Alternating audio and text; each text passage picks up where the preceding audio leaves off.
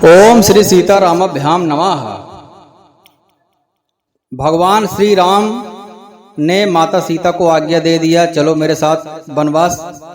और लक्ष्मण और रामचंद्र जी का भी संवाद हुआ।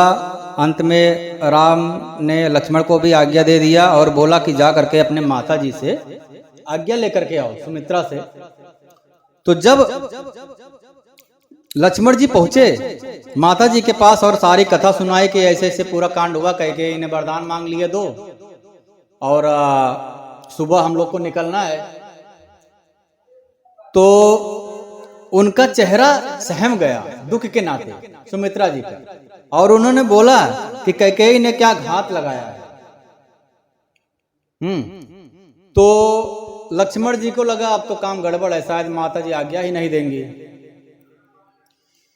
तो बहुत कुछ सुमित्रा माता ने सोचा कि राजा का बहुत ही बड़ा प्रेम है श्री राम जी के ऊपर, और इस समय बहुत ही बेकार अवस्था है, बहुत ही बुरी अवस्था है, कह के इन्हें बहुत बुरा घात लगा दिया।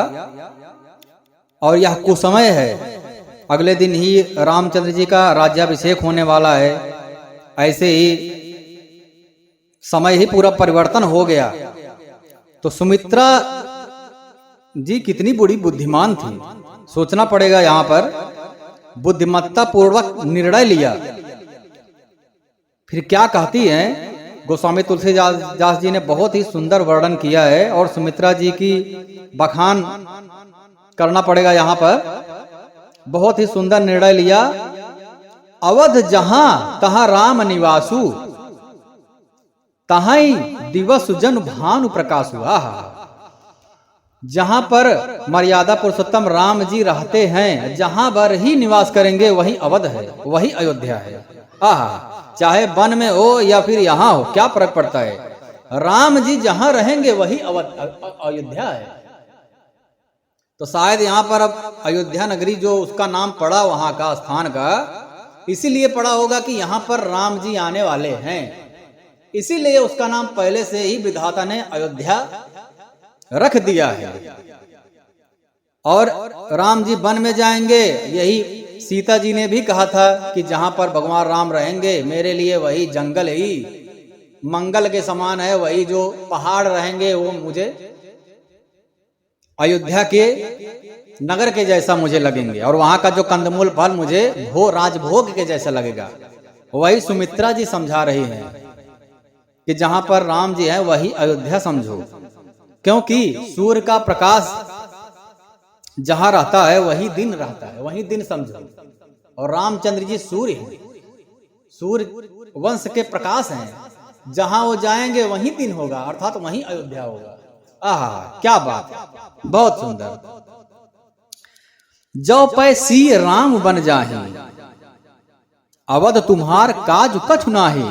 जब रामचंद्र जी और माता जी सीता जी जा रही हैं वन, तो तुम्हारा यहाँ पर क्या काम, तुम अयोध्या में जाओ, अर्थात उनके साथ जाओ। सुमित्रा जी ने क्या निर्णय लिया, एक भी बार नहीं सोचा और मना नहीं किया। निगाहों में भी कुछ जरा भी कुछ असर नहीं आया कि रुक जाए तो बेहतर है। लक्ष्मण जी डायरेक्ट सुमित्रा जी ने बोला तुम्हारा यहाँ कुछ काम ही नहीं है, राम और सीता जा रहे हैं तो तुम क्यों रुके हो, तुरंत निकलो यहां से। क्या आज्ञा दिया, वाह। गुरु पिता माता भाई देवता और स्वामी, गुरु पिता माता भाई देवता और स्वामी, इन सब की सेवा प्राण के समान करनी चाहिए। फिर श्री रामचंद्र जी तो प्राणों की भी प्रिय है, प्राणों के भी प्राण है, हृदय के भी जीवन है, सभी के स्वार्थ रहित सखा है। जगत में जहां तहां पूजनीय और परम प्रिय लोग हैं, वे सब राम जी के ही नाते हैं। रामचंद्र जी का क्या व्यवहार था, सारे नगरवासी सारे रिश्तेदार रामचंद्र जी के व्यवहार से खुश थे। मैं बलिहारी जाती हूं हे पुत्र, मेरे समेत तुम बड़े ही सौभाग्य के पात्र हो। जो तुम्हारे चित्त में छल छोड़ करके श्री रामचंद्र जी के चरणों में स्थान प्राप्त है। भूरि भाग भाजन भयहूं मोह समेत बल जाऊं, मैं बल जाती हूँ, बलिहारी जाती हूँ।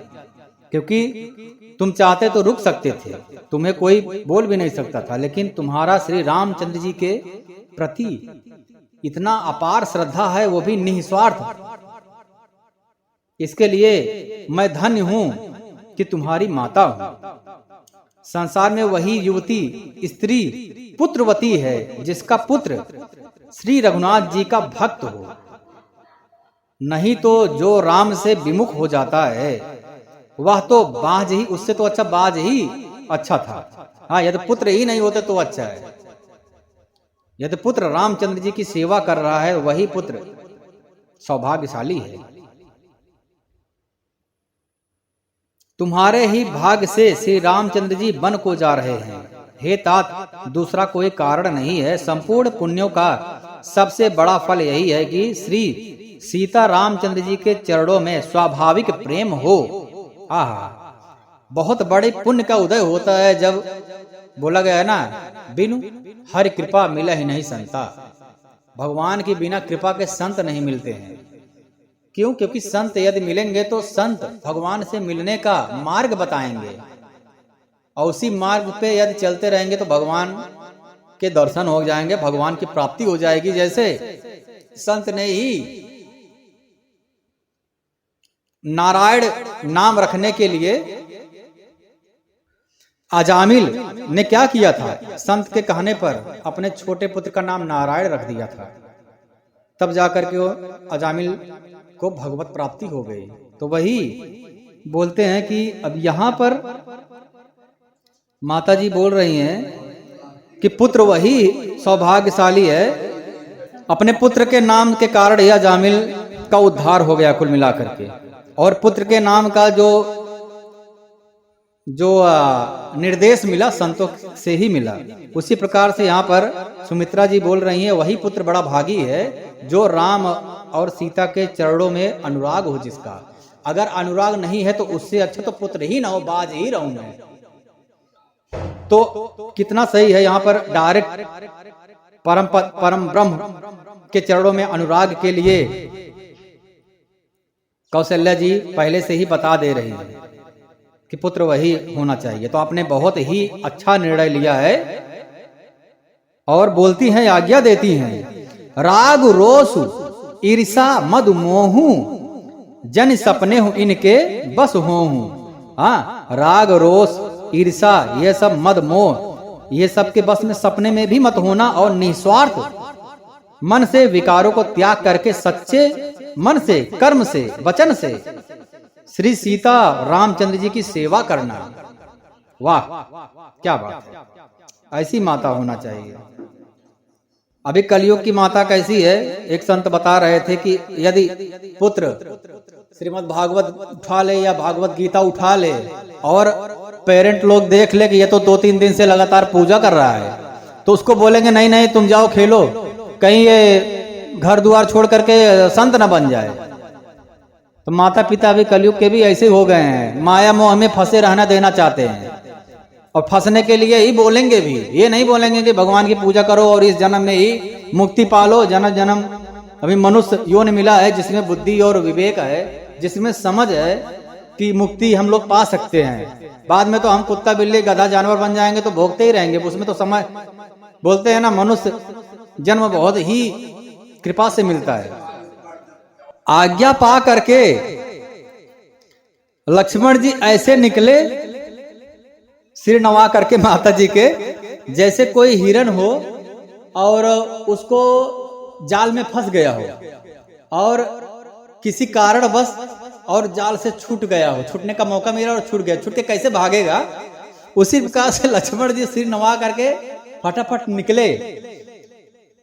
इतने सौभाग्यशाली जैसे हिरन होती है, जेल में फंसने के बाद में भी कुछ बहाने से कोई कारण बस उसको रास्ता मिल गया और निकल के भागती है, कितना आनंद मिलता होगा उसको। वही आनंद लक्ष्मण जी को मिला, आज्ञा पाए और फटाफट निकले।